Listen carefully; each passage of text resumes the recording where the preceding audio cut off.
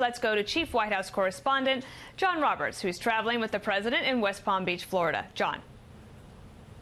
Dana, good afternoon to you. In this news that South Korea and North Korea are talking about the idea of possibly burying a hatchet that has existed since the end, or at least the calling of a ceasefire at the end of the conflict on the Korean Peninsula, hit just as Larry Kudlow, the chief economic advisor, and Matt Pottinger, who is the president's point person on East Asia affairs at the NSC, were briefing the press. Shinzo Abe, who the president is going to meet with later this afternoon, has got some real concerns about a meeting between Kim Jong-un of North Korea and the president, worrying that when the president cuts some sort of deal to denuclearize the Korean Peninsula, if that is possible, that Japan's interest may not be fully taken into account.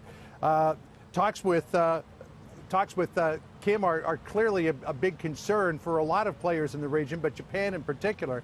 I asked Pottinger about that this afternoon. He said that Japan's security interests fall in line with America's national security interests. I also asked him how this idea of a peace deal between North Korea and South Korea could possibly change the calculation for the president's sit-down with Kim Jong-un, which the president said would happen either in late May or early June. Here's what Pottinger said off camera.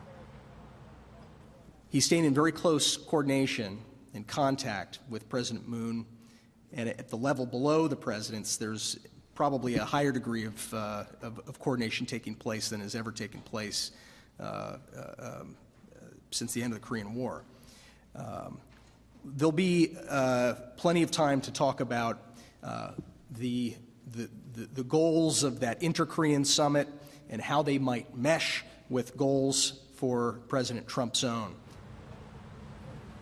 One of the big concerns that Shinzo Abe has that if the Korean Peninsula were denuclearized, that there might not be the need for such a big American footprint in the region, and that might reduce the security umbrella. But again, Pottinger said that Japan's security falls right in line with America's national security. So likely that Japan's security concerns will be taken into consideration. One other point that Pottinger made, there's a narrative coming out of Japan that this announcement of the possible Kim sit-down with President Trump came as a surprise. Pottinger said as close as the United States is with Japan, he doesn't see how it could have been a surprise. Dana? And then there's the other issue in Syria. And the White House, I'm curious what they're saying about the bipartisan war authorization bill in Congress. This came up before during the Obama administration, and it seems to have new legs now. It does, because Senators Corker and Tim Kaine of Virginia, who are on the Foreign Relations Committee, have got a new draft authorization for the use of military force, which specifically lays out the president's authorities to go after groups like al-Qaeda, al-Shabaab, the Taliban, and ISIS, but doesn't specifically spell out what the president could do in a case like he did over the weekend in attacking Syria.